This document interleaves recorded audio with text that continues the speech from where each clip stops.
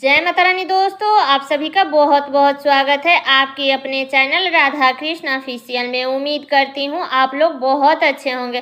तो ये बताने के लिए कमेंट बॉक्स में जय माता दी जरूर लिखिएगा। तो चलिए दोस्तों, आज हम इस वीडियो में जानेंगे कि नवरात्रि के चौथे दिन माँ दुर्गा के चौथे स्वरूप कुष्मांडा की पूजा हमें किस प्रकार से करें, माँ के क्या स्वरूप है जिसे हमें पूजा करते समय ध्यान करना है, माँ के किस मंत्रों का जाप करें, आज के दिन हमें किस रंग के वस्त्र धारण करके माँ कुष्मांडा की पूजा करनी चाहिए और माँ को कौन सा भोग अर्पित करें और माँ कुष्मांडा को आज के दिन कौन सा फूल अर्पित करें और वो कौन सा एक कार्य है जो हमें करके ही आसन पर से पूजा आसन पर से उठनी चाहिए। अगर आप वो एक कार्य नहीं करते हैं तो आपको पूजा की फल प्राप्त नहीं होता है।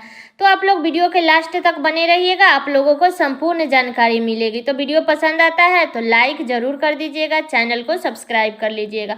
तो चलिए दोस्तों, वीडियो को शुरू करती हूँ और जान लेते हैं सभी महत्वपूर्ण बातें। तो सबसे पहले बता दूं माँ कुष्मांडा की पूजा विधि के बारे में। तो देखिए, जैसे हम नवरात्रि के दौरान ब्रह्म मुहूर्त में उठते हैं सुबह में, वैसा ही हमें उठना है। अपने घर की साफ सफाई कर लेना है, क्योंकि नवरात्रि के दौरान हमें साफ सफाई का बहुत ज़्यादा ध्यान रखना पड़ता है। माता रानी के लिए भोग भी बनाना पड़ता है। जो लोग नवरात्रि करते हैं तो उनको तो और ज़्यादा साफ सफाई करना चाहिए। तो साफ सफाई कर ले। उसके बाद आप अपने नित्य कर्मों से निमित्त होकर के स्नान कर ले। स्नान करने के बाद आप साफ स्वच्छ वस्त्र धारण कर ले और नवरात्रि के चौथे दिन आपको नारंगी कलर का वस्त्र पहन करके माँ कुष्मांडा की पूजा करनी है। अगर आप चाहे तो हरा कलर के भी पहन करके पूजा कर सकते हैं, लेकिन मान लीजिए किसी कारणवश आप इस कलर का कपड़ा नहीं पहन सकते हैं या आपके पास में नहीं है, तो फिर अब क्या करें कि आपके पास में जो ही कलर है, काला और ब्लू छोड़ करके, जो ही लाल पीला गुलाबी जो भी शुभ कलर है वो आप पहन करके और माँ कुष्मांडा की पूजा कर लें।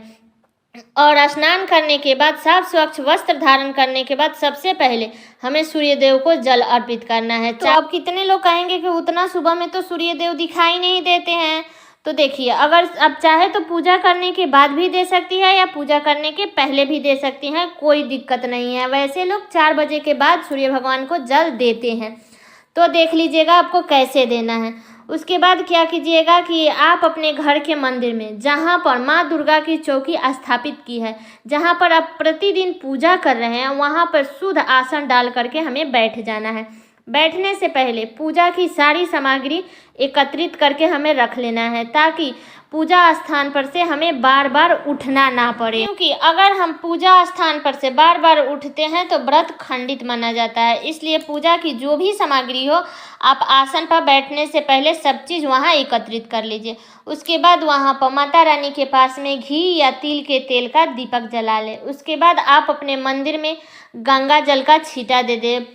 फोटो अगर रखी है पूजा करने के लिए तो फोटो पर जल का छिड़काव कर दीजिए शुद्धिकरण के लिए, या मूर्ति रखी है तो मूर्ति पर शुद्धिकरण कर लीजिए। उसके बाद आप अपने ऊपर भी गंगा जल छिड़क लीजिएगा, ताकि हमारे शरीर का भी शुद्धिकरण हो जाए। उसके बाद आप पूजा कर लें।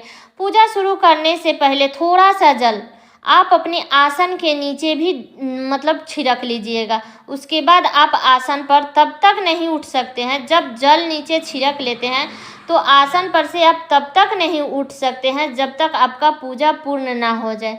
उसके बाद सभी देवी देवता की पूजा कर ले, जैसे कलश की देवता की पूजा, गणेश जी की पूजा, सभी देवी देवता जो भी चौकी पर विराजित किए हैं या मंदिर में रखे हैं, तो सभी का पूजा विधि विधान से कर ले। धूप दीप अक्षत फूल जो भी आपके पास में है उसको माता को अर्पित करके पूजा कर ले। उसके बाद आप अपने दाहिने हाथ में थोड़ा सा अक्षत और फूल ले लें और माँ कुष्मांडा का ध्यान करें। तो माँ कुष्मांडा का जो स्वरूप क्या है, तो चलिए बता दे रही हूँ। तो माँ कुष्मांडा का जो स्वरूप है जिसे हमें ध्यान करना है, तो देखिए, माँ कुष्मांडा के 8 भुजाएं हैं, इसलिए इन्हें अष्टभुजी देवी भी कहा जाता है। इनके 7 हाथों में क्रमशः कमंडल, धनुष, बाण, कमल, पुष्प, अमृतपूर्ण कलश तथा 8वें हाथ में सभी सिद्धियों और निधियों को देने वाली जाप माला है।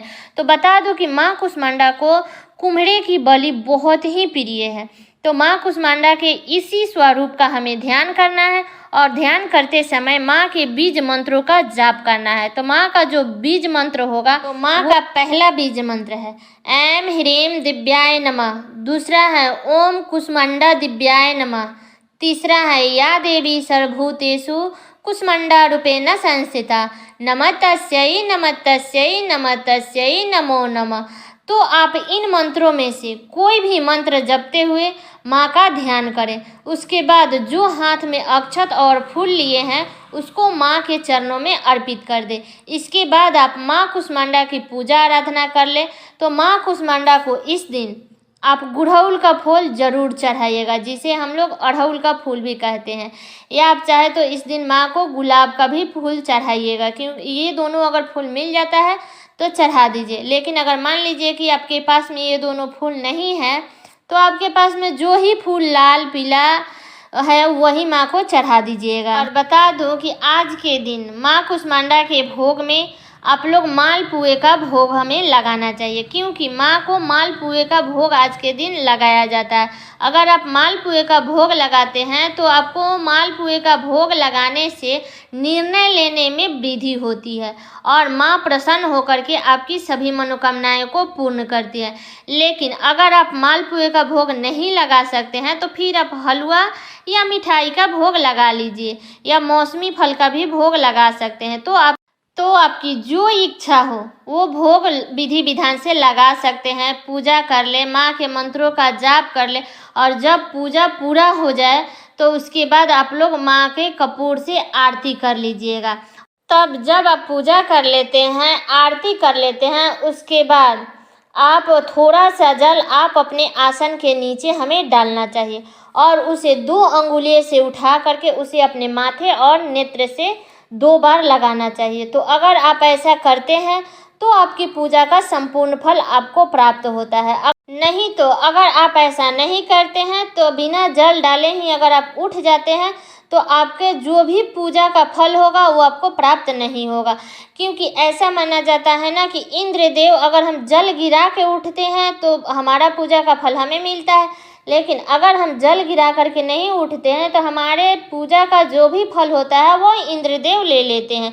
तो इसलिए ये कार्य हमें प्रतिदिन करना चाहिए। तो इस बात का हमें ध्यान रखना है कि जब भी हम पूजा कर लें उसके बाद आप अपने आसन के नीचे जल हमें छोड़ करके ही उठना चाहिए। तो दोस्तों, नवरात्रि के चौथे दिन माँ के चौथे स्वरूप माँ कुष्मांडा की पूजा सच्चे मन से करने से किसी भी प्रकार की परेशानी हो तो वो दूर हो जाती है और मनवांछित फल की प्राप्ति होती है। और जो भी भक्त दुर्गा सप्तशती का पाठ करते हैं तो वो लोग नवरात्रि के चौथे दिन यानी कि 12 अप्रैल को दिन है शुक्रवार, तो उस दिन आप लोग अध्याय संख्या 5, 6, 7, 8 ये 4 अध्याय हमें नवरात्रि के चौथे दिन करना है। तो उम्मीद करती हूँ कि आप लोगों को नवरात्रि के चौथे दिन से संबंधित संपूर्ण जानकारी मिल गई होगी। तो ये वीडियो मेरा यहीं तक का था। कैसा लगा वीडियो आप लोग कमेंट करके ज़रूर बताइएगा, और चैनल पे नए आए हैं तो सब्सक्राइब कर लीजिएगा, बेल आइकन को प्रेस कर दीजिएगा, जिससे मेरे वीडियो का नया नोटिफिकेशन आप सभी के पास में सबसे पहले पहुँचे। और वीडियो को लाइक कर दीजिएगा, क्योंकि आपके एक लाइक से मुझे बहुत ही मोटिवेट मिलता है। तो वीडियो को लाइक कर दीजिएगा और वीडियो को शेयर कर दीजिएगा, ताकि हर कोई नवरात्रि के चौथे दिन की पूजा विधि संपूर्ण ज्ञान प्राप्त कर सके। तो इसलिए हर किसी के पास में इस वीडियो को शेयर कीजिएगा। तो चलिए दोस्तों, मिलती हूँ अगले वीडियो में किसी नए वीडियो के साथ में। तब तक के लिए नमस्कार।